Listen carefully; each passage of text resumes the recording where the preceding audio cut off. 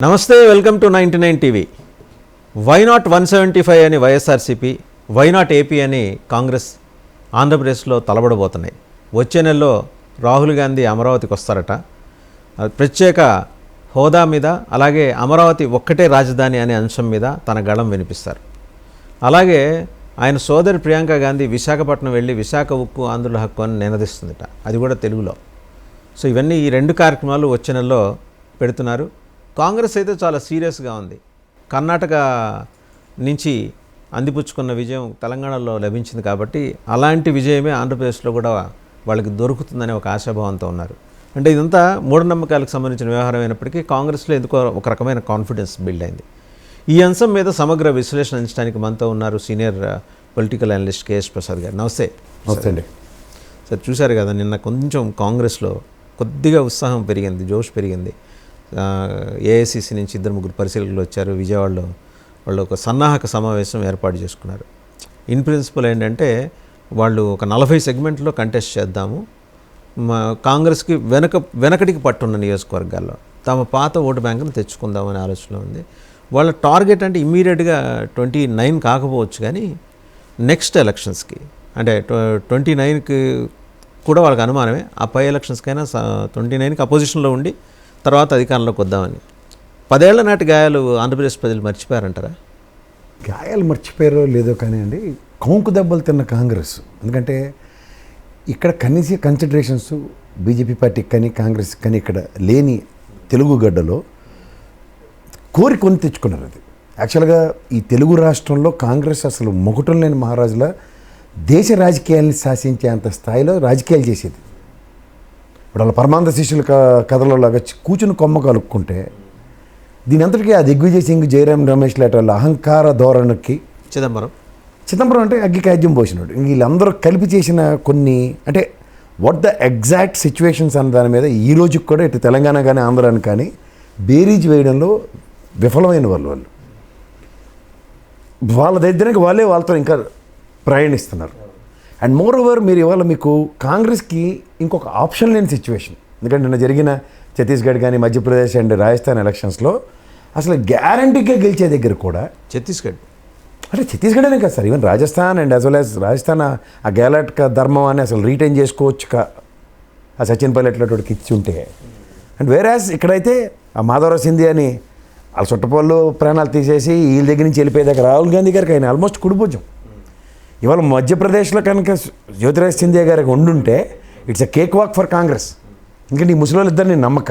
So ఈ ప్రభావం అక్కడ కంకుజల్ల తగిలిన తర్వాత ఎట్టి పరిస్థితుల్లో సర్టన్ పర్సంటేజ్ ఆఫ్ ఓటు బ్యాంక్ని స్థిరీకరించుకోవడానికి అండ్ నెంబర్ ఆఫ్ ఎంపీస్ ముఖ్యంగా ఇప్పుడు మరీ మెజరబుల్గా 57 మంది ఉన్నారు.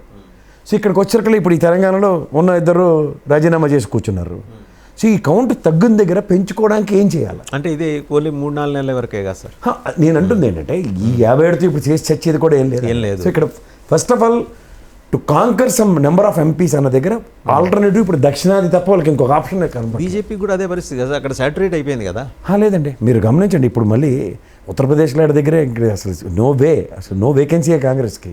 ఇప్పుడు రాజస్థాన్, ఎందుకంటే ఆ గెహ్లాట్ని నేను లాస్ట్ ఎలక్షన్స్ మీకు చాలాసార్లు చెప్పాను విశ్లేషణలో, ఎమ్మెల్యేలు అందరినీ గెలుచుకునే అధికారం ఉండి కూడా ఒక్క ఎంపీకి వెళ్ళబెట్టండి రాజస్థాన్లో.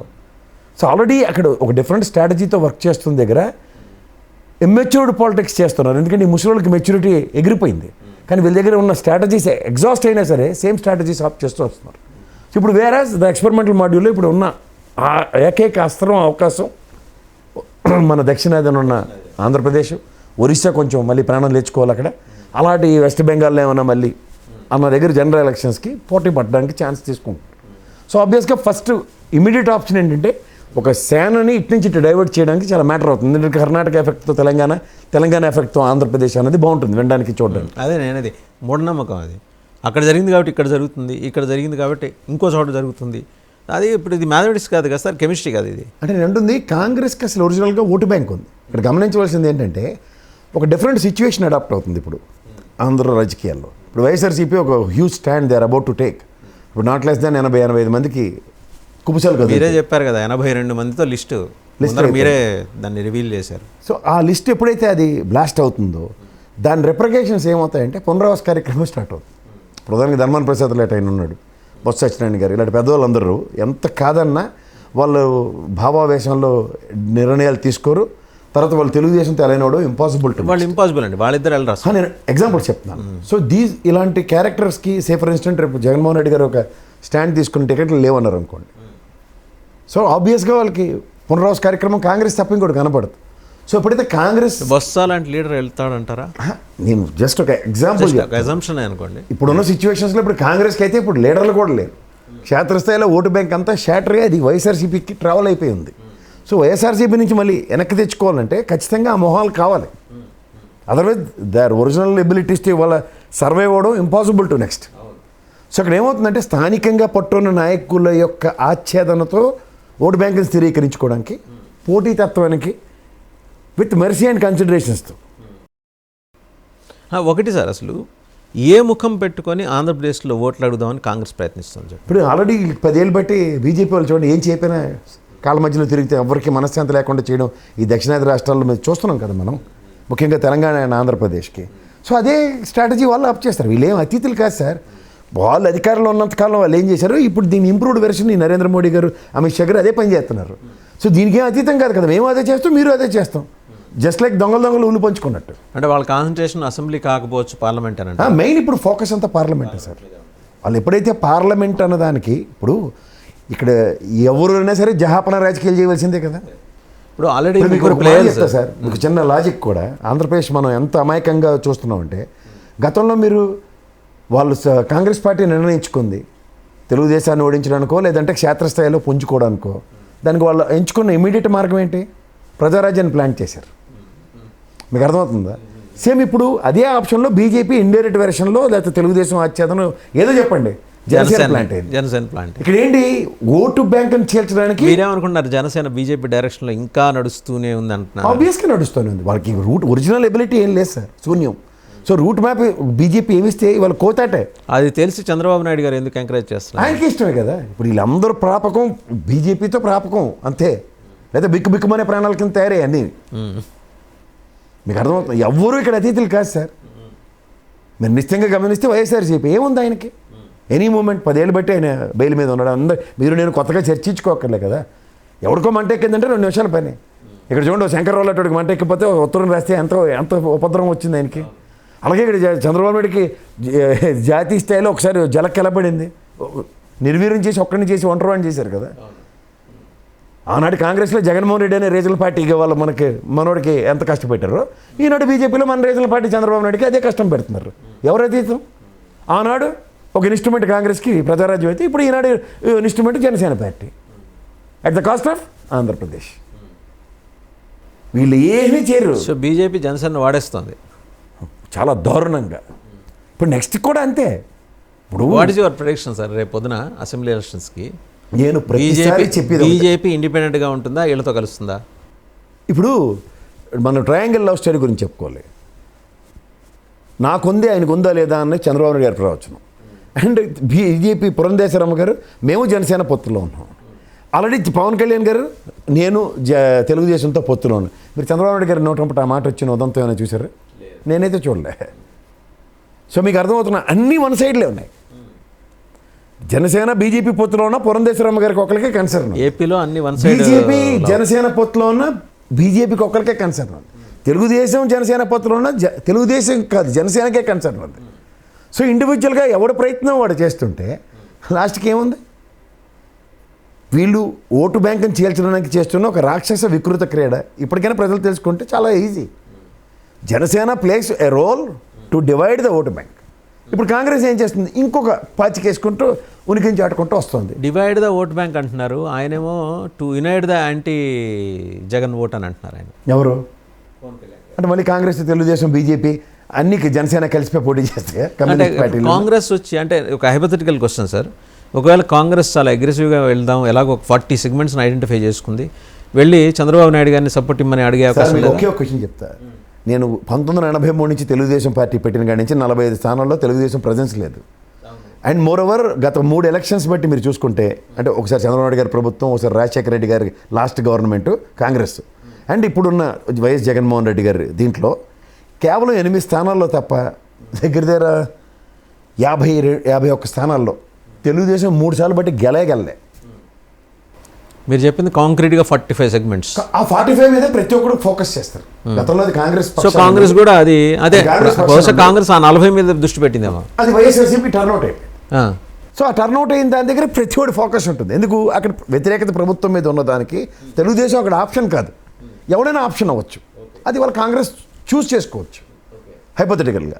ఫర్ ఇన్స్టెంట్ అక్కడ ఉందనుకోండి, ప్రభుత్వ వ్యతిరేక ఓటే పడుతుంది తప్ప హర్రే మా కాంగ్రెస్ వాడు వీరుడు వచ్చాడు సూర్యుడు వచ్చాడు అని చెప్పి ఎవరు ఎరిగారు. ఇప్పుడు కాంగ్రెస్లో అయినా సరే ఈ candidate already is using his face in other parties. ఇప్పుడు తెలంగాణలో కూడా పడింది మ్యాక్సిమం 80% రేవంత్ రెడ్డి గారికి ప్రభుత్వ వ్యతిరేక ఓటే కదా అది. ఇక్కడ మీకు జరిగింది ఏంటంటే సార్, ఇక్కడ తెలంగాణ ఈక్వేషన్ కూడా 52 స్థానాల్లో వాళ్ళకి ఎప్పుడు ప్రెజెన్స్ లేదు. Again it is got proved Congress is concern. వాళ్ళు 69 మార్కులకి ఎగ్జామ్ రాశారు సార్. 119లో 52 తీస్తే 67 మార్కులకి ఎగ్జామ్ రాస్తే 64 మార్కులు వచ్చేయాలి. డిస్టింక్షన్ చాలా డిస్టింక్షన్ కింద లెక్క. ఇప్పుడు అంటే అది ఏమవుతుందంటే మీరు ఇందాక అన్నట్టు వాళ్ళకి ఎక్కడ కన్సర్న్ ఉందో అక్కడ మోర్ ఫోకస్ చేయగలిగితే ఒక సక్సెస్ చూశారు. ఇక్కడ నా ఫేస్గా మీరు అక్కడ ఉంటో స్థానికంగా ఎమ్మెల్యే అన్నప్పుడు బాధ వస్తుంది, పంపించేస్తాడు. ఇప్పుడు మిగిలిన అపోజిషన్ పార్టీలకి ఎందుకు డైజెస్ట్ కావట్లేదు తెలుసా? ఫర్ ఇన్స్టెంట్ జీవితంలో ఓడిపోవడానికే పుట్టానని చెప్పి నమ్మించిన సోమిరెడ్డి లేటోడు, ఆ యనమల రామకృష్ణ అయితే గుద్దుపండి. ఇంకా మరి కింద నుంచి డైరెక్షన్ పైకి వెళ్ళాలి తప్ప పైనుంచి డైరెక్షన్ ఫాలో అయ్యే ప్రసక్తే ఉండదు. సో అలాంటి వాళ్ళని పార్టీ ఇయర్స్ టుగెదర్ ఆ బేతాలను మోసినట్టు మోస్తున్నారు. వీళ్ళని ఎప్పటికీ చేంజ్ చేయరు. కొత్త నాయకత్వం ఈ రోజుకి కూడా లేదు. ఇప్పుడు ఇదే బీసీ సామాజిక వర్గం విషయంలో నేను చాలాసార్లు చెప్పాను. ఫర్ ఇన్స్టెంట్ ఎర్రనాయుడు గారు, అచ్చెన్నాయుడు గారు, రామ్మోహన్ నాయుడు గారు. నెక్స్ట్ పేజ్ చెప్పండి, కళా వెంకట్రావు. మళ్ళీ పేజ్ చెప్పండి, ఇంకేం లేదు ఇప్పటికీ. అలా ఎప్పుడైతే ఒక సామాజిక వర్గంలో బీసీ పునాదం మీద పుట్టు అంటే సెకండ్ స్టేట్ లీడర్స్ కనబట్టలే. ఇప్పుడు ఇదే జగన్మోహన్ రెడ్డి గారికి సెకండ్ స్టేట్ బీసీ లీడర్స్ నేను టికెట్లు ఇస్తానని ఎమర్జ్ చేసి చూపిస్తున్నాడు. ఆయన ధైర్యంగా చెప్తున్నాడు. నేను అంటుంది అదే. ఇప్పుడు ధైర్యం సాహసాలు అని పక్క తీయండి సార్. ఒక పార్టీకి second stent with in a span of 5 years. And వీళ్ళ ప్యాసిఫికేషన్ ఎలా ఉంటుంది? ఎక్స్ఎమ్మెల్యే బై నువ్వు రాగరాదు, మన నియోజకవర్గం గెలిచిన తర్వాత ఏదైనా చేయొచ్చు అని ప్యాసిఫికేషన్కి అడ్వాంటేజ్ ఉంటుందో ఉంటుందా? ఆయన ఉంటుంది. ఒకవేళ లేకపోతే ఇది చార్జ్ రేట్ పెట్టుకుని అతను కాంగ్రెస్కైనా పోతాడు, లేదంటే తెలుగుదేశంకైనా పోతాడు. అదే కదా ఇక్కడ ఉన్న ఈక్వేషన్. ఆ బాలినేని లేట ఆయన అయితే చుట్టపోవడానికి కూడా కన్సిడరేషన్ లేదు. ఓ విధంగా చూస్తే ఏం చేస్తున్నాడు, మహా అయితే జనసేనకి పోతాడని ఫీలర్లు ఇచ్చుకుని తిరుగుతున్నాడు. ఎవరి కోసం ఉపయోగం? అంతేకాని కొత్త నాయకత్వం లేదు కదా ఎవరికి, తెలుగుదేశం కానీ లేదా జనసేనకి కానీ. బట్ వైఎస్ఆర్సీపీ కొత్త నాయకుడిని ఎమర్జ్ చేస్తాం, తయారు చేసుకునే ఉంటారు ఈ పాటికి. నేను అంటుంది సెకండ్ థర్డ్ స్టేట్స్ లీడర్స్ని ఎమర్జ్ చేయన్నారు. అక్కడ పీతల సుజాత గారు ఉన్నారు. మీకు మాటకు చెప్తా, ఆవిడకి ఆల్టర్నేటివ్గా 2 ఎన్ఆర్ఎల్ని తీసుకొచ్చి ఎత్తిమే పెట్టారు. ఆవిడ ఎన్నాళ్ళు పోరాటం, పోనీ ఏమైనా కన్సిడరేషన్స్ అంటే కొంతమందికి ఒక విధమైన స్కేలు. ఇక్కడికి వచ్చారికల్లా డిఫరెంట్ యాడ్స్టిక్. ఇప్పుడు యనమల సోమిరెడ్డి లాంటి వాళ్ళకి అయితే డిఫరెంట్ కన్సిడరేషన్స్, సుజాత గారికి వచ్చారికల్లా వేరే కన్సిడరేషన్స్. అవన్నీ ఎక్కడ అవుతాయి? ఇది all consequences and repercussions to the respective parties దగ్గర. ఇవాళ కాంగ్రెస్ ఒక అవకాశవాద రాజకీయానికి తెరలేపుకుంటూ వాళ్ళ ఉనికిని ఎక్కడైనా ఈ లీడర్లకి సముచిత స్థానం ఒకవేళ రీజనల్ పార్టీలు ఇవ్వని దగ్గర వాళ్ళని ఆకర్షించి దాంతో సర్టెన్ ఓటు బ్యాంక్ అంటే జస్టిఫై చేసుకోవడానికి చేస్తున్న ఒక చిన్న ప్రయత్నం. అది ఎప్పటికీ ఫ్రూట్ఫుల్ రిజల్ట్స్ వస్తాయి అన్నది నేనైతే యాంటిసిపేట్ చేయాలి. అదే ఇప్పటికిప్పుడు కాకపోతే 10 ఏళ్ల తర్వాత ఏమన్నా ఇప్పుడు ఉన్న వాళ్ళు అయితే చచ్చిపోతారు సార్. ఇప్పుడు ఈ ముసలోళ్ళు ఎప్పటికి కూడా ఇప్పుడు అన్ని పార్టీ వైఎస్ఆర్సీపీ ఎలా సెకండ్ రంగ్ థర్డ్ రంగ్ తయారు చేసుకుంటుందో కాంగ్రెస్ కూడా అలా చేసుకోకపోతే అయిపోతుంది. ఎలా ఉంటుంది? ఇప్పుడు ఈ రోజుకి కూడా కొత్త వాళ్ళకి అవకాశం ఇస్తూ కాంగ్రెస్ యువ నాయకులను తయారు చేసింది. రాహుల్ గాంధీ ఫాలోవర్లో ఉన్నట్టు పలానా నియోజకవర్గంలో టికెట్లు ఇస్తామని చెప్పిన ఉదంతమే లేదు కదా. ఎక్కడైనా ఉన్నారా? ఎక్కడ లేదు కదా. అసలు వాళ్ళకు ఏ ధైర్యంతో సార్ వాళ్ళు వైనాట్ ఏపీ అనేది ఏముంది సార్? కాంగ్రెస్, ఇందిరాగాంధీ, రాహుల్ గాంధీ గారు, నెక్స్ట్ నరసింహరావు గారు ఇలాంటి మహానుభావులు కథలు చెప్పుకొని తిరగడమే కదా. వాళ్ళు ఏం చేశారు చెప్పడం ఎవరికైనా ఉంటుందా? ఎందుకు ఓడిపోయారు కూడా వాళ్ళకి ఎక్స్ప్లెనేషన్ ఏమోనండి. ఇప్పుడు విశాఖ ఉక్కు ఆంధ్రుల హక్కు అనే పేరుతోటి ఆవిడ అక్కడ మాట్లాడదట. అంటే సార్ ఇప్పుడు ఎవరు అక్కడ ఎమోషన్స్ తోటి ఎమోషన్స్ ఏముంటాయి సార్? ఇప్పుడు డిజిటల్ ఇన్వెస్ట్మెంట్ స్కీమ్ లాంచ్ చేసింది ఎవరు? మహానుభావుడు పివి నరసింహరావు గారు, మన్మోహన్ సింగ్ గారు. దాని కంటిన్యూషనే కదా గ్లోబలైజేషన్లో పార్ట్ 2లో ఐడెంటిఫైడ్ పబ్లిక్ సెక్టర్స్ అన్నిటి డైల్యూట్ చేసుకుంటూ వస్తున్నారు వన్ ఆఫ్టర్ అనదర్. ఇవాళ ఈ టర్ముల్లో 2 టర్ముల్లో నెంబర్ రాలేదు కానీ స్టీల్ ప్లాంట్ నెంబర్ పక్కాయగా. ఎందుకంటే 25 మందికి పాలసీ మ్యాటర్ అని చెప్తున్నాడు పార్లమెంట్ సాక్షిగా. ఆవిడ చెప్పారు కదా, నిర్మలా సీతారామన్ చాలాసార్లు చెప్పారు ఆ విషయం. ఇది పాలసీ మ్యాటర్ తప్పిస్తున్నారు. అది చాలాసార్లు మనం మాట్లాడుకున్నాం కూడా. సో ఇక్కడికి వచ్చి కాంగ్రెస్ ఏంటంటే ఎస్ ఈ తాత్కాలికంగా ఇంకో 5 ఏళ్ళ పాటు స్టీల్ ప్లాంట్కి ఏ విధంగా ఒప్పందం రానేమో. రైట్ సార్, తాత్కాలికంగా. మరి కానీ ఇప్పుడు ప్రత్యేక హోదా అదే అదే అడుగుతాను. చెప్తున్నాను సార్. 10 ఏళ్ళు మనం వెనకబడతానని ఎవడైనా ఒక్కడు పరిరక్షించిన నాదుడు ఉన్నాడు. 50 కోట్లు వెనకబడిన జిల్లాలకు ఇచ్చేది కూడా ఆగిపోయి వెనక్కి పట్టుకుపోయిన తర్వాత కూడా ఒక్కరోజు కూడా మాట్లాడని కాంగ్రెస్ ఇవాళ వచ్చి మళ్ళీ మేము వస్తే 5 ఏళ్ళు ఇస్తామంటే ఇదే మాట వెంకయ్యనాయుడు చెప్పింది అదే కదా. కార్యరూపం దాల్చకుండా అడ్డుపడిన సైంధవుడు ఒకటి అంటే వెంకయ్యనాయుడు, అరుణ్ జైట్లీ.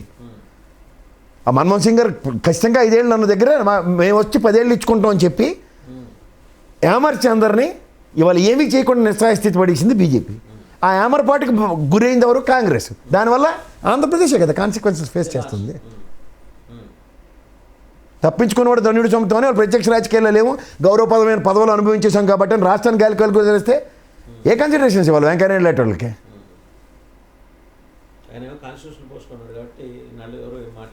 ఎప్పుడూ మాట్లాడకుండా ఈయన మళ్ళీ విభజిస్తున్నప్పుడు ఈ సెక్రటరియట్ ఎంప్లాయీలు వీళ్ళందరూ ఏం చేస్తున్నారు? జయప్రకాష్ నారాయణ డైరెక్షన్ అంటే విభజించాడు ఆయన. ఎప్పుడో రామారావు కాలంలో చేసింది సిఎస్ అనుకుంటాను ఆయన. అప్పటికి తర్వాత ఎన్ని సంవత్సరాలు 2014కి రామారావు గారి టైంకి నక్కకి నాగలోకం తేడా ఉంటుంది. సో ఆబ్వియస్గా నేను ఎందుకు చెప్తున్నానంటే at the cost of state అయినప్పుడు ప్రజలు గ్రహించాలి ఇవన్నీ. ఇప్పుడు ఈ మొత్తం సార్ ఇప్పుడు చతుర్ముఖ పోటీ అనుకుందాం. బీజేపీ సింగిల్గా వస్తుంది, జనసేన టీడీపీ కాంబినేషన్, వైఎస్ఆర్సీపీ కాంగ్రెస్. చతుర్ముఖ పోటీలో ఎవరు ఎక్కువ లాభపడతారు, ఎవరు ఎక్కువ నష్టపోతారు? ఇంట్లో మీరు భార్య పిల్లలు ఉన్నారు అనుకోండి, రోజు పాలతో పెరుగన్నం తింటారు. సడన్గా చొట్టపాలు వస్తే ఏం చేస్తారు? పెరుగుని మజ్జిగ చేసే కదా, మజ్జిగే. మహా అయితే ప్యాకెట్ తెచ్చి ఇప్పుడు ఇన్స్టెంట్ ఏమైనా భోజనం పెట్టాలంటే మజ్జిగే కదా. మజ్జిగ అయితే ఏమవుతుంది? పలచనే కదా. పలచనే. మరి ఆబ్వియస్గా జరిగేది అదే. అంటే మరి అది హంగుకి ఏమైనా దారి తీసే అవకాశం ఎందుకు వస్తుంది సార్? ఎవడెవడితో హంగులు వస్తాయి? అంత తెలుగు రాష్ట్రాలు అంత అమాయకులు కాదు సార్. తెలంగాణ దగ్గర కూడా ఎవరికో కూడా క్లియర్ మెజారిటీ, అదైతే పక్క పోరాటం చేసి వాడి మీద ఆధారపడి ఉంటుంది. జనసేన రోల్ ఎలా ఉండబోతుంది? ఏమీ లేదు అసలు. మీడియా వాళ్ళు అనవసరంగా వాళ్ళకి అవకాశం కల్పించి 10 మందిలో పంతి భోజనాల్లో కూర్చోబెడుతున్నారు తప్ప చిన్నపిల్లలకి ఫేరాక్స్ ఈ మాత్రం కూడా గ్రాఫ్ పెరగలేదా? పెరుగుతారు సార్, ఉన్నదానికన్నా ఎక్కువ ఓట్లు ఉంటాయి, లేకపోతే ఎక్కువగా మెంబర్లు జాయిన్ అవుతారు. కానీ విధి విధానాలు ఏంటి? ఎంతసేపు వేరే పార్టీ తెలైనవి వాళ్ళకి అనుగుణంగా నడుచుకుని వెళ్ళడమే కదా. మీకంటూ ఒక ఇండివిజువల్ క్యాపబిలిటీ, ఒక రెస్పాన్సిబిలిటీ ఉంటే టువర్డ్స్ స్టేట్ నీకు కన్విన్స్ అయ్యేవాళ్ళే కదా నీ నాయకులు కానీ నీ సేవకులు కానీ లేదంటే నీ కార్యకర్తలు కానీ. సో ఇందులో ఎక్కడ ఎలమెంట్ లేకుండా ప్రతిసారి ఒక ఆప్షనల్ సిచ్యువేషన్స్లో బిట్స్ క్వశ్చన్స్ ఉంటాయి చూడండి, ఏబిసిడీలు ఏదో ఒకటి నీ చాయిసే అందరూ ఆన్సర్ రాయాలన్న సిచ్యువేషన్ వాళ్ళందరికీ ఉన్నప్పుడు భావజాలాలు ఎక్కడ సింక్ అవుతాయి? ఇప్పుడు ఆయనకి లోకేష్తో భావజాలాలు ఎందుకు సింక్ అయ్యాయి అంటే ప్రజాస్వామ్యంలో డైరెక్ట్గా ప్రత్యక్ష ఎన్నికల్లో ఓడిపోయిన వాళ్ళకి చేయూత పథకంలాగా చెయ్యని దించి లోపలికి లాగే వచ్చి ఎమ్మెల్సీలు అలాంటివి అన్నది ఆకర్షణకు గురయ్యారు వాళ్ళు. అందుకే చూడండి 2 చోట్ల ఓడిపోయిన ఆయన ఆ నియోజకవర్గంకి ఎన్నిసార్లు వెళ్ళాలి? స్థానికంగా అయితే పట్టుబట్టి అక్కడే తిరుక్కోవాలి. ఎక్కడ పడిపోయామో అక్కడే లేస్తాం కానీ దూరంగా వెళ్ళలేకం కదా. సో పడిన దగ్గర నేను చేస్తున్న పని ఏంటి అన్నది ప్రజలకు తెలుస్తుంది. ఇప్పుడు ఇది లోకేష్కి చెక్ పెట్టడం కోసం బీసీ లీడర్ని తీసుకొస్తున్నారా వైఎస్ఆర్సీపీ వాళ్ళు, లేకపోతే యాజ్ ఎ పాలసీ మ్యాటర్ ఆయన 82 నియోజకవర్గాల్లో ఎక్కువ స్థానాలు బీసీకి ఇవ్వాలనుకుంటున్నారు? సరే, ఇవాళ మీకు ఒకసారి మీతోనే నేను చర్చించాం. మనం రాష్ట్ర వ్యాప్తంగా దగ్గర 62% బీసీ సామాజిక వర్గం ఉంది. వీళ్ళకి ప్రతిసారి తీసుకుంటున్న అన్ని పార్టీలు ఎక్స్క్యూజ్ ఏంటంటే ఉత్తరాంధ్ర 92% దగ్గర ఉన్న ఉత్తరాంధ్ర బీసీలకి ప్రతిసారి వాళ్ళకే ఇచ్చేసామని చెప్పి వాళ్ళ లెక్కలు చూపిస్తున్నారు. కానీ రాష్ట్ర వ్యాప్తంగా రాయలసీమలో అయితే నిజంగా పట్టుకోమలు అవి కుర్మ సామాజిక వర్గం కానీ వాళ్ళు బోయిలు సామాజిక వర్గం శాసించే స్థాయిలో ఉన్నారు. వాళ్ళేమో కాలువ శ్రీనివాసరావు గారికి ఇప్పుడేమో జయరామ్ గారికి ఏమో 2 సార్లు మినిస్టర్లు ఇచ్చి మేము అని మాట్లాడుతున్నారు. మరి మిగిలిన ఎంటైర్ లక్షలాది మంది ప్రజలు నియోజకవర్గాల వారీగా తీసుకుంటే ఓటు బ్యాంకులు ఎంతంత ఉన్నాయి. సో ఇలాంటివన్నీ చూసిన తర్వాత వాళ్ళకి ఏం చేయాలన్నది క్లియర్గా ఒక పార్టీ ఒక పాలసీ మ్యాటర్ని డైవర్ట్ చేస్తుంది సార్. అమోనాటమీ బ్రేక్ చేస్తున్నప్పుడు ఇప్పుడు మరి సెక్షన్ ఆఫ్ మీడియా జగన్మోహన్ రెడ్డికి భయం పట్టుకునే ఆ 82 మార్చిపోతున్నాడు, ఇది ఖచ్చితంగా అతని ఓటమికి ఇండికేషన్ ఇది అని చెప్పేసి మాట్లాడుతుంది. సింపుల్ చెప్తా సార్. ఇప్పుడు ఈ సోమిరెడ్డి గారి నియోజకవర్గంలో 10-13 నియోజకవర్గంలో నొన్న గీసి ఇచ్చారు కదా. యనమల రామకృష్ణ టెరిటరీలో ఏమైనా గెలిచారా? అయినా సరే బేతాలను మోసినట్టు మోస్తుంది కదా చంద్రబాబు నాయుడు. పోనీ ఏమైటకు వస్తే ఇక్కడ ఒక సామాజిక వర్గాల పరంగా ఏమైనా పెద్దపేటలు వేశారంటే వాళ్ళు ఏమైనా ఉద్ధరించి ఊళ్ళేరన్న కోణం. తెలంగాణ ఎఫెక్ట్ క్లియర్గా తెలుస్తుంటే 50 మందిని మార్చినందుకు కేసీఆర్ పరమానంద శిష్యుల కథలో కూర్చుని కొమ్మను అలుక్కున్న ఉదంతం కనబడుతుంటే ఎవడైనా మళ్ళీ ఆ కథ చదివి దాని నుంచి తాత్పర్యం నేర్చుకుంటాడా, లేకపోతే మళ్ళీ అదే కథ ఆంధ్రప్రదేశ్ ఖచ్చితంగా తాత్పర్యం చదివే ఉంటాడు జగన్మోహన్ రెడ్డి గారు. ఇప్పుడు ఒక బీసీ క్యాండిడేట్గా 2 నెలల ముందు గ్రౌండ్లో పనిచేయడానికి పంపిస్తుంటే బీసీ మీద ఒక సోదరో లేకపోతే రెడ్డి యుద్ధంకి వెళ్తున్నాడు అన్నది ఎస్టాబ్లిష్ ఎలా అవుతుంది? ఇవాళ మరి క్యాండిడేట్స్ ఉన్నారండి తెలుగుదేశానికి? అదే కదా పెద్ద సెట్ బ్యాక్. 11 నియోజకవర్గాలు ఇప్పటికి కూడా ఇన్ఛార్జీలు లేరు. అవుట్ ఆఫ్ 175 11 లేరు. నేను అండ్ 45 సెగ్మెంట్స్లో వాళ్ళు ఎన్నడూ గెలవలేదు అసలు. 45 జీవితంలోకి వెళ్ళాయి. అండ్ ఇక్కడ మళ్ళీ మీకు చెప్తున్నాను, 3 టర్ముల ఎలక్షన్స్ నుంచి ఒకటి చంద్రబాబు నాయుడు గారి గవర్నమెంట్ అనండి, ఇప్పుడు జగన్మోహన్ రెడ్డి గవర్నమెంట్, గతంలో రాజశేఖర రెడ్డి గారు సెకండ్ గవర్నమెంట్, ఈ మూడిట్లోనూ 51 స్థానాల్లో తెలుగుదేశం ప్రెసెన్స్ లేదు. అంటే 3 సార్లు ఓడిపోయారు కంటిన్యూస్. ఓకే, ఓటములు చూసిన క్యాడర్ వాళ్ళు ఎంత నిలదొక్కుని ఉంటారు, స్థానికంగా ఎంత ఉంటుంది. దానికి తోడు యోగాలం పాదయాత్ర కదా, ఈ పాదయాత్ర ప్రభావంతో ఎంతమంది యువకులు జాయిన్ అయ్యారు చెప్పండి. ఆ పరిటాలరావు గారి అబ్బాయి, ఇక్కడ అయిన పాత్ర గారి అబ్బాయి తప్ప ఇంకెవరైనా ఎక్కడైనా ఒక మొమెంటం చూసామా? సో ఇలాంటివన్నీ మైనస్లు ఎన్ని పెట్టుకుని ఏ ప్లస్ని యాడ్ చేసుకుని వెళ్తున్నారు చెప్పండి. మళ్ళీ ఆ నాయకుల కోసం ఈటెల రాజేంద్ర గారి లాగా ఎదురు చూపులు తప్ప. ఈటెల రాజేంద్ర గారి కూడా అదే కదా బీజేపీకి. ఈ బీఆర్ఎస్ నుంచి ఎవడెవడ వస్తాడు మన దగ్గర, ఆయన 119 అనౌన్స్ చేసి కూర్చున్నాడు. క్యాండిడేట్ లేక బీజేపీ ఏమైంది? వాళ్ళు కరెక్ట్గా క్యాండిడేట్స్ని 60 చోట్ల నింపారు. కాంగ్రెస్ ఇప్పుడు మీరు గమనించారా, రేవంత్ రెడ్డి గారు ముందు బిగినింగ్ చెప్తున్నారు 60 మందికి ఇవ్వు టికెట్లు నేను మాట్లాడుతున్నాను మాట్లాడుతున్నాడు. 60 మందికి ఇచ్చినందువల్ల బీఆర్ఎస్కి ఉపద్రవం వచ్చింది. మీరు గమనించారా? అవును. సో అదే ఈక్వేషన్ ఆయన ఏం చేస్తున్నాడు, 82 మంది నాకు అక్కర్లేదు ఇచ్చింది నాకే కావాలని చెప్పి ఎత్తుకెళ్ళారు అనుకోండి. సో ఒక రకంగా అదర్ వే అరౌండ్ ఆర్ ఒక రకంగా రేవంత్ రెడ్డి జగన్మోహన్ రెడ్డి గారు ఒకే ఫార్ములాని 2 విభిన్న రీతుల్లో అమలు చేస్తున్నారు. అంటే థాట్ ప్రాసెస్ ఆఫ్ రెడ్డిది అనేది ఒకే లైన్లో ఉంటుంది, అలైన్మెంట్. మీరు గమనించండి కావాలంటే. ఇప్పుడు కాబట్టి మీకు నల్గొండ కూడా మనందరం అనవసరంగా బయట నుంచి ఒకరి మీద ఒకరు కాకుండా మనందరం కలుద్దాం దగ్గర నల్గొండ సొల్యూషన్ ఎలా ఇచ్చారు? జగదీశ్వర్ రెడ్డి గారు తప్ప మిగిలిన అందరూ గెలిచారు కాంగ్రెస్ పరంగా. సో ఎక్కడ వాళ్ళకి ఉనికి ఉన్న దగ్గర పోరాటం పర్ఫెక్ట్గా చేద్దాం అన్న దగ్గర పాలపొంగుని చూసి జగన్మోహన్ రెడ్డి గారు కానీ రేవంత్ రెడ్డి గారు కానీ రాజకీయాలు చేయలేదు సార్. ద ఒరిజినల్ ఎబిలిటీస్ ఎక్కడ ఉన్నాయో అక్కడే పోరాటం చేశారు. మీకు ఉదాహరణకి దక్షిణ Telangana, it is a Congress and గతంలో తెలుగుదేశం ఆప్షన్స్లో కాంగ్రెస్ ఒరిజినల్ ఓటు బ్యాంక్. దాన్ని సస్టైన్ చేసుకోవడానికి మన స్థానాన్ని మనం పదిలం చేసుకుంటే చాలు అన్నారు. అక్కడ 40 శాసనం చూపించగలిగారు. అక్కడే వచ్చినాయి ఉమ్మడి నల్గొండ, ఉమ్మడి ఖమ్మం, నల్గొండ, ఖమ్మం, మహబూబ్ నగర్, వరంగల్, ఇవన్నీ గణనీయమైన సీట్లతో సాధించుకుంటే అధికారం వాళ్ళకి చాలా సులువైంది. రాజశేఖర రెడ్డి గారి అబ్బాయి జగన్మోహన్ రెడ్డి కూడా అదే స్ట్రాటజీ ఆప్ చేస్తారు. ఇప్పుడు ఆ 82 మారిస్తే వచ్చే అప్రోర్ని తట్టుకోగల శక్తి జగన్మోహన్ రెడ్డి గారికి ఉందా? ఆబ్వియస్గా ఉంది. ఇక్కడ మీకు మళ్ళీ నేను చెప్తుంది, తట్టుకోలేను అని అనుకుని బీఆర్ఎస్ ఎప్పుడైతే చేతులు తెలిసిందో 60 మందిని బయటికి పంపిస్తే తట్టుకోలేదు బీఆర్ఎస్. అందుకని ఉంచుకున్న పాపానికి ప్రభుత్వం పోయింది. 60 మందిని గ్యాంబల్ చేసి బయటికి పంపించగలిగితే 80 మందిని it's a matter of fact అనుకుని డెసిషన్ తీసుకోగలుగుతాడు జగన్మోహన్ రెడ్డి. ఎందుకు? ఆల్టర్నేటివ్స్ ఎమర్జ్ చేయడానికి అతనికి సులువైంది. చేసుకునే ఉన్నాడు. లేకపోతే సార్ ప్రతిసారి పార్టీని ప్రభుత్వాన్ని ప్రక్షాళించుకుంటూ ఉన్నాడు ఆయన. What he is doing versus what is delivering, అది దాంట్లో నా ఎమ్మెల్యే అలానే ఉన్నాడా లేదా అన్నది చెక్ చేస్తున్నాను. ఈసారి ఏమన్నా ఆయన క్యాబినెట్లో పనిచేసిన ఓఎల్ఎక్స్ని బయటకు పంపించే అవకాశం ఉందా? ఆయన టికెట్ నిరాకరించే అవకాశం ఉందా? చాలామందికి ఉంటాయి. చాలామందికి.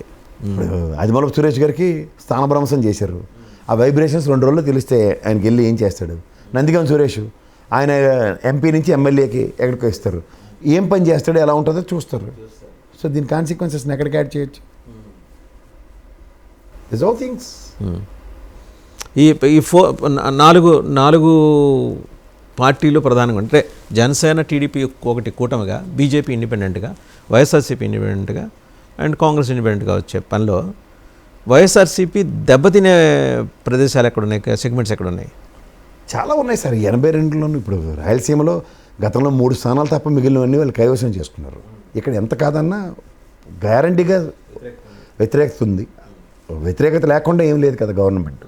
క్షేత్రస్థాయిలో కార్యకర్తల్ని గతంలో ఎలా పట్టించుకున్నారో ఇప్పుడు పట్టించుకోలేదు. ఇప్పుడు కేసీఆర్ గారిని చూడండి, ఇక్కడ క్షేత్రస్థాయిలో తిరిగిన విధానం చూడండి, అక్కడ క్షేత్రస్థాయిలో తిరిగింది. ఎలక్షన్ ముందు 175 నియోజకవర్గాలు చీఫ్ మినిస్టర్ గారు కలిసి తిరిగేస్తారంటే కాదు కదా. ఇప్పుడు రాజశేఖర రెడ్డి గారి ఫార్ములా ఏంటి? Use to go with the people. పేరుని పిలుచుకొని ప్రతి ఒక్కరిని ఇప్పుడు నియోజకవర్గంలో 4-5 ఉంటారు. 4-5 ఇప్పుడు రోజా గారి నియోజకవర్గంలో పొరపచ్చల్ని జగన్మోహన్ రెడ్డి గారి స్థాయిలో ఎలా పాసిఫై చేశారు. దిస్ హౌ మెనీ నియోజకవర్గాలు ఆయన అలాంటి పనులు చేశారో చెప్పమానండి. సో ఇవన్నీ ప్రజలు గమనిస్తారు కదా. అండ్ మోర్ ఓవర్ నియోజకవర్గ నిధుల విషయంలో ఆర్కే చేసిన పని వాళ్ళు డబ్బులు ఖర్చు పెట్టాడు. సబ్సిక్వెంట్ పరిణామాలు గవర్నమెంట్ నుంచి అసెస్మెంట్లు ఇది లేనప్పుడు ఏం చేస్తాడు అతను. సో ఇవన్నీ అలా ప్రతి నియోజకవర్గానికి ప్లస్లో ఉన్నాయి, మైనస్లు ఉన్నాయి.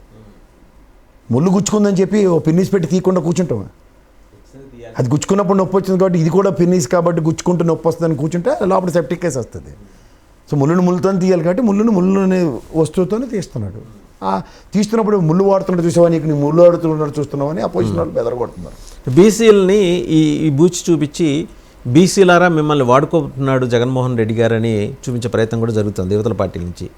బీసీలు ఎంత కాన్ఫిడెన్స్లో తీసుకుంటారు ఈ పార్టీని? తెలుగుదేశం కావచ్చు సార్. మీకు తెలుగుదేశం స్లోగన్ ఏంటి సార్? బీసీలకి రాజ్యాధికారమే కదా, తెలుగుదేశం ఇప్పించిందని చెప్తున్నారు కదా. నేను ఇందాక చెప్పినట్టు మా శ్రీకాకుళం డిస్ట్రిక్ట్ తీస్తే నెక్స్ట్ పేజ్ తిరగట్లే కదా. ఇక్కడ మీకు 57 కార్పొరేషన్స్లో వీళ్ళు ఫ్యాన్లు లేవు, కుర్చీలు లేవు, లైట్లు లేవు అని మొత్తుకు చేస్తున్నారు. హోదా ఇచ్చాడండి. హోదా బయటకు వెళ్తే చైర్మన్ గారు హోదా ఇచ్చాడు. ఒక సోషల్ డెకోరం వచ్చింది వాళ్ళకి, చైర్మన్ గారు ఫలానా కార్పొరేషన్ చైర్మన్ గారు అని చెప్తారు కదా. ఇంతకుముందు ఆ సెక్షన్స్ ఎంజాయ్ చేయని హోదాని ఇచ్చి వాళ్ళని మరిపించాడు ఆయన. సో ఇప్పుడు ఆబ్వియస్గా ఏమవుతుందంటే ఇప్పుడు నెంబర్ ఆఫ్ సీట్స్ ఇక్కడ బీసీ సామాజిక వర్గం 60-70 మంది గెలిచి లోపలికి వెళ్ళారు అనుకోండి సార్. వాళ్ళకి ఎంత కాదన్నా ఇప్పుడు డిప్యూటీ చీఫ్ మినిస్టర్లు మంచి మంచి క్యాబినెట్లు ఇస్తారు. ఏమవుతుంది? ఇప్పుడు మీరు చూస్తే కనుక జాగ్రత్తగా చూస్తే ఛత్తీస్గఢ్, రాజస్థాన్, మధ్యప్రదేశ్లో బీజేపీ ఎలాగైతే కొత్త ముఖాలను తీసుకొచ్చి పరిచయం చేసిందో జగన్మోహన్ రెడ్డి గారు కూడా ఈ 80 మందిలో చాలామంది కొత్త ముఖాలను తీసుకొచ్చి ప్రయోగం చేస్తున్నాడు. మధ్యప్రదేశ్ చీఫ్ మినిస్టర్ గారు అండి ఒకే ఒక్కసారి ఇది ఫస్ట్ టైంకి వెళ్ళడం ఆయన హెస్ బికమ్ చీఫ్ మినిస్టర్. ఏం వాళ్ళ ఫార్ములాస్ కొన్ని వరల్డ్ వైడ్లోను, స్టేట్ లెవెల్లోను, జాతీయ స్థాయిలో జరుగుతున్నవి గమనించుకోండి. బన్వరాల్ శర్మ కూడా ఫస్ట్ టైం ఎమ్మెల్యే అంతే రాజస్థాన్. ఒక ఛత్తీస్గఢే ఆయన 4 సార్లు ఎంపీగా చేశారు. విష్ణుదేవ్ సాయి ఆయన తొలి ఆదివాసీ సీఎం. బీజేపీ ఆదివాసీ సెగ్మెంట్లు అంటే ట్రైబల్ సెగ్మెంట్ల మీద గట్టిగా పట్టుబడుతోందండి. ఒక ముర్ము గారిని ఒక వచ్చనతో టార్గెట్ చేస్తుంది. సో టార్గెట్ అని కాదు సార్. ఇప్పుడు వాళ్ళకి ఒక సముచిత స్థానాలు ఇచ్చినప్పుడు వాళ్ళు చూసి కోణం, దృక్పథం మారుతుంది.